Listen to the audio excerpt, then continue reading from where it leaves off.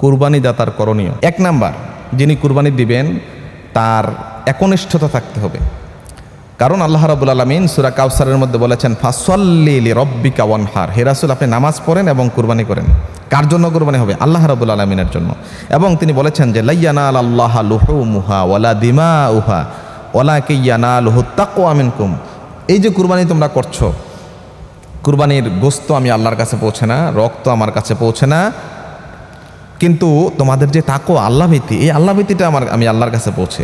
প্রিয় ভাইয়েরা আমার, তাহলে আমাদের একনিষ্ঠতা লাগবে, নিয়তের বিশুদ্ধতা লাগবে। আল্লাহ রাব্বুল আলামিনের কাছে আমরা এই কুরবানিটা পৌঁছাতে হবে এভাবে যে আমি ইন্না সালাতি ওয়া নুসুকি ওয়া মাহইয়ায়া ওয়া মামাতি লিল্লাহি রাব্বিল আলামিন। 2 নম্বর হচ্ছে আল্লাহর সন্তুষ্টির চেষ্টা করতে হবে। কারণ এই আয়াতে আল্লাহ পাক বলেছেন যে ইন্না সালাতি আমার নামাজ, ওয়া নুসুকি আমার কুরবানি, ওয়া মাহইয়ায়া ওয়া মামাতি আমার বেঁচে থাকা, আমার মরে যাওয়া, লিল্লাহি রাব্বিল আলামিন একমাত্র ওই আল্লাহর জন্য যিনি বিশ্ব জাহানের প্রতিপালক। সুবহানাল্লাহ। প্রিয় ভাইরা, 3 নম্বর কুরবানি দাতার করণীয় হচ্ছে কুরবানি প্রত্যক্ষ করতে হবে। যদি কুরবানি প্রত্যক্ষ করে তাহলে পাপ রাশিগুলো মাফ হয়ে যায়। কারণ রাসূল করিম সাল্লাল্লাহু আলাইহি ওয়াসাল্লামের আদরের দুলালি ফাতিমা রাদিয়াল্লাহু তাআলা আনহাকে রাসূল করিম সাল্লাল্লাহু আলাইহি ওয়াসাল্লাম বলেছেন, ইয়া ফাতেমা, হে ফাতেমা, কুমি ইলা উদহিয়া, তুমি কুরবানির সামনে, পশুর সামনে দাঁড়াও, কুরবানির পশুর সামনে দাঁড়াও। দাঁড়ালে কি হবে? তোমার পাপ রাশিগুলো ক্ষমা করে দেওয়া হবে। সুবহানাল্লাহ। 4 নাম্বার, জাতির পিতার সুন্নাহ পালন করা হয়। একজন সাহাবী এসে রাসূল করিম সাল্লাল্লাহু আলাইহি ওয়াসাল্লামকে বললেন যে মা হাযিহিল আদওয়াহি ইয়া রাসূলুল্লাহ, হে রাসূল এই কুরবানিটা আমরা কেন করব? কুরবানি করার কারণ কি? রাসূল করিম সাল্লাল্লাহু আলাইহি ওয়াসাল্লাম বলেন, বিকুল্লি শাআরাতিন হাসানাহ, প্রত্যেক পশমের বিনিময়ে তুমি যেই পশুটা জবাই করছো আল্লাহ রাব্বুল আলামিনের সন্তুষ্টি কামনায়, ওই পশুর যত পশম আছে সমস্ত পশমের বিনিময়ে আল্লাহ পাক তোমাকে জাযায়ে খায়ের দান করবেন। সুবহানাল্লাহ। 5 নাম্বার, আনন্দ চিত্তে কুরবানি করা। রাসূল করিম সাল্লাল্লাহু আলাইহি ওয়াসাল্লামের একটি হাদিস এসেছে এইভাবে, মা আমিলা ইবনে আদম মিন আমালি ইয়াউমিন নাহার আহাব্বা ইলাল্লাহি মিন ইহরাকিদ দাম ফাতিবু বিহা নাফসান। আদম সন্তানের কোনো আমল কুরবানি ঈদের দিনে, ঈদুল আজহার দিনে উত্তম নয়, আল্লাহর কাছে প্রিয় নয়। সবচেয়ে প্রিয় হচ্ছে কুরবানি করা। কুরবানি করার চাইতে অধিক প্রিয় কোনো আমল নাই। ফাতিবু বিহা নাফসান, রাসূল করিম সাল্লাল্লাহু আলাইহি ওয়াসাল্লাম বললেন যে আনন্দ চিত্তে কুরবানি করো। সুতরাং আমাদেরকে আনন্দ সহকারে আমরা কুরবানি করতে হবে, কারণ এটা হচ্ছে একটা ঈদের দিন। ঈদ মানে আনন্দ, ঈদ মানে খুশি। এই আনন্দ এবং খুশিকে আমরা লালন করতে হবে এবং এর সাথে আনন্দ চিত্তে কুরবানি করতে হবে। প্রিয় ভাইরা, উচ্চ সুরে তাকবীর, তাহলিল, তাহমিদ বলতে হবে। রাসূল করিম সাল্লাল্লাহু আলাইহি ওয়াসাল্লামের সাহাবী হযরত আব্দুল্লাহ ইবনে ওমর রাদিয়াল্লাহু তাআলা আনহু এবং আবু হুরায়রা রাদিয়াল্লাহু তাআলা আনহু, দুজন সাহাবায়ে কেরাম, জালিলুল কদর 2 জন সাহাবী, তারা বাজারে যেতেন, গিয়ে জোরে তাকবীর দিতেন, আল্লাহু আকবার। সাহাবায়ে কেরাম সঙ্গে সঙ্গে তাদের কথা শুনে অন্য সাহাবীরাও বলতেন আল্লাহু আকবার। তো আমরা আল্লাহু আকবার বলবো, তাহলিল বলবো, লা ইলাহা ইল্লাল্লাহ বলবো, তাহমিদ, আলহামদুলিল্লাহ এগুলো বলবো। 7 নাম্বার কুরবানি দাতার করণীয় হচ্ছে উত্তম পোশাক পরা। এখন উত্তম পোশাক বলতে অনেকে মনে করে যে দামি পোশাক। রাসূল কিন্তু গালি পোশাক বলে নাই। রাসূলুল্লাহ সাল্লাল্লাহু আলাইহি ওয়াসাল্লাম বলেছেন যে উত্তম পোশাক মানে কি, তোমার যা আছে ওই পোশাকটাই ধুয়ে পরিষ্কার করে তুমি পরবা। কারণ ইন্নাল্লাহা জামিল ইউহিব্বুল জামাল, আল্লাহ সুন্দর, তিনি সুন্দরকে পছন্দ করেন। আপনার যা পোশাক আছে ওই পোশাকটাই ঈদের দিন ঈদের নামাজ পড়ার জন্য যেই পোশাকটা পরে যাবেন এটা সুন্দর যেন হয়, পরিষ্কার যেন হয়, পরিপাটি যেন হয়। নতুন হওয়া আবশ্যক নয়, সুন্দর হতে হবে, উত্তম হতে হবে। এরপরে কুরবানির দাতার আরেকটি করণীয় হচ্ছে 8 নাম্বার, গোসল করা। অনেকে মনে করেন যে পশু কাটাকাটির পরে, পশু জবাই করব, আমার শরীর ঘামবে, এরপরে আবার পশু কাটাকাটি করব, এই পশু কাটাকাটির পরে আমি একবারে গোসল করব না, এটা হবে না। আবার অনেক মুসল্লি ভাইদেরকে দেখা যায় ফজরের নামাজ পড়ে না, ঈদের নামাজে চলে যায়। ফজরের নামাজ না পড়া যারা ঈদের নামাজে যায়, ফজরের নামাজ হচ্ছে ফজরের নামাজ হচ্ছে ফরজ, আর ঈদের নামাজ হচ্ছে ওয়াজিব। তাহলে কোনটার গুরুত্ব বেশি? অবশ্যই সালাতুল ফজরের গুরুত্ব বেশি। যারা ফজরের নামাজ পড়ে না তাদের কাছে ঈদের নামাজের গুরুত্ব নাই। আল্লাহ রাব্বুল আলামিন আগে ফরজ করেছেন ফজরের নামাজ, দিনের শুরু হয় ফজর দিয়া।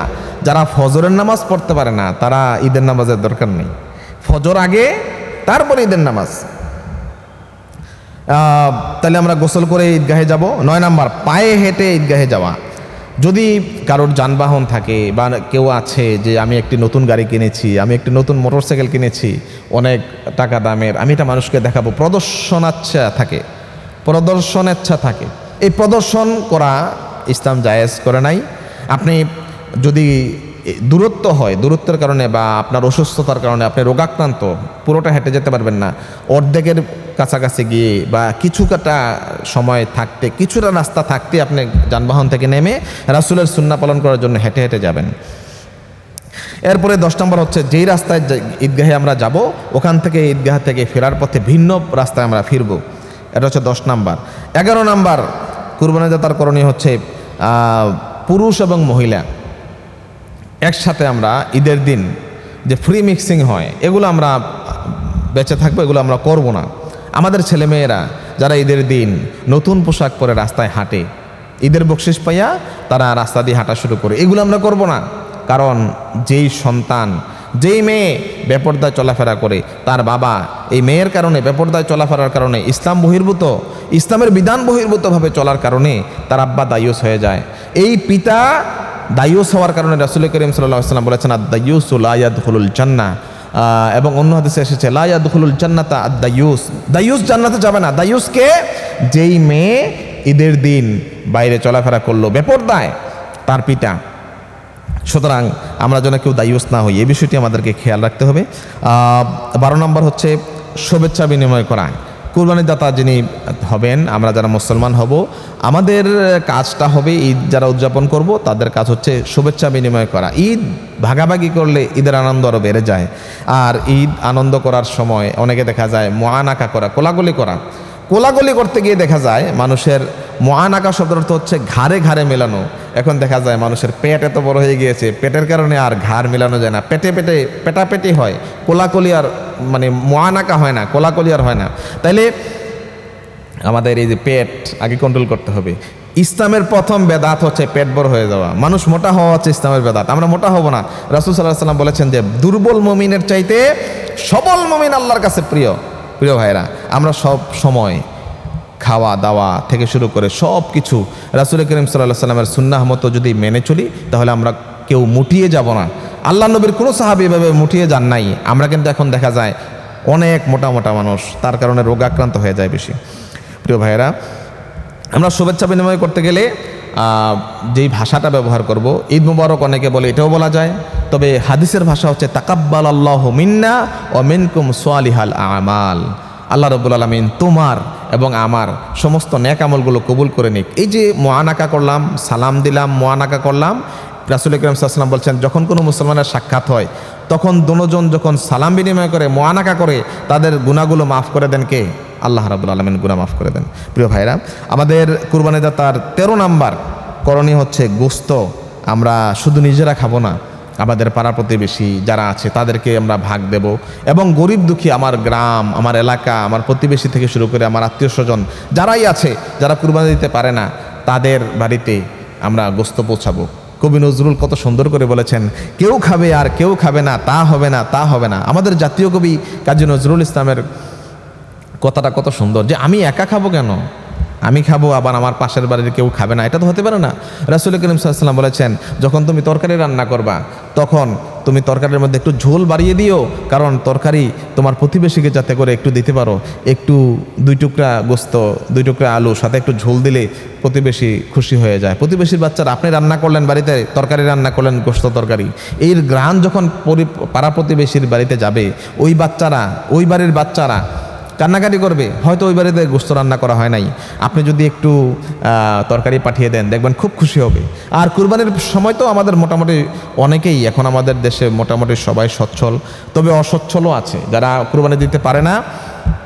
তাদের লিস্ট করে, আমাদের এলাকায় অনেক যুব সমাজ আছে, অনেক এলাকায় অনেক যুব সমাজ আছে যারা লিস্ট করে যে আমাদের গ্রামে কারা কারা কুরবানি দেয় না, তাদের বাড়িতে পৌঁছে দেয়। এইরকম যুবক, ইয়াং জেনারেশন যারা আছে তাদেরকে আমরা মোবারকবাদ জানাই, ওয়েলকাম জানাই।